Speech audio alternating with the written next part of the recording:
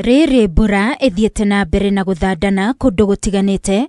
Ministry ya hinya wa kuhuthika nirutite mukana thutha wa ndemu ya KIAMBERE KUIHURA na kwambiriria kurekereria mai.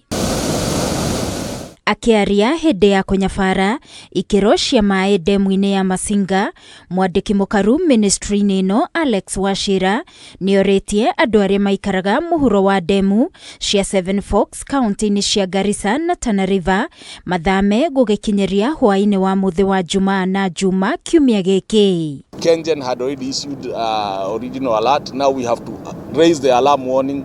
We have to ring the bells and tell the people downstream that now the goalkeeper is no longer holding the water, and the water now is moving south.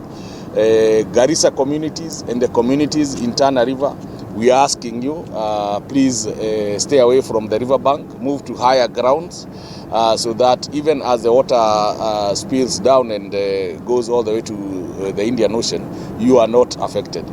As a matter of fact, it takes about 3 days for the river to, for the water to get to Garissa.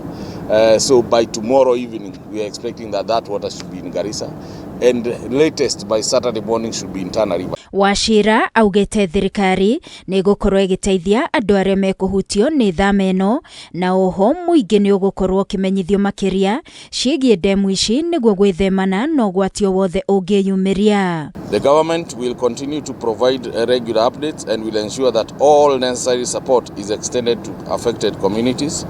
We encourage the public to stay informed through the official channels and to follow advisories issued by relevant authorities. Murugamiriri wa kambuni ya KenGen Peter Jega agitariria mai ndemu-ini ya Masinga marongerereka o muthenya, guku nayo ndemu ya KIAMBERE mai makiambatira nginyagia gikiro kia mita 700 maria marauma irima-ini cia Aberdare na Mount Kenya. KIAMBERE Dam rose to reach 700.27 meters against its full supply level of 700 meters above sea level yesterday.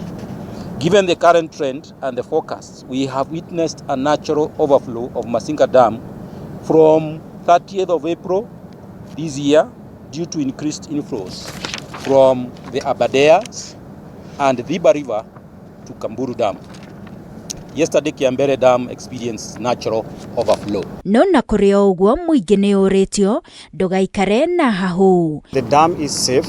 In fact, as one government approach together with the Ministry of Asals and Regional Development in partnership with the Ministry of Energy, together with KenGen and TARDA, we have regularly conducted assessments, and the regulatory body that is in charge of inspections has issued a clean bill of health for Masinga Dam as well as KIAMBERE Dam.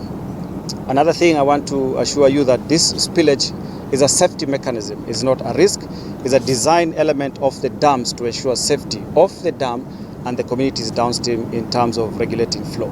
Gerifotera Kameme TV ni njitagwo Wangui wa Muirore.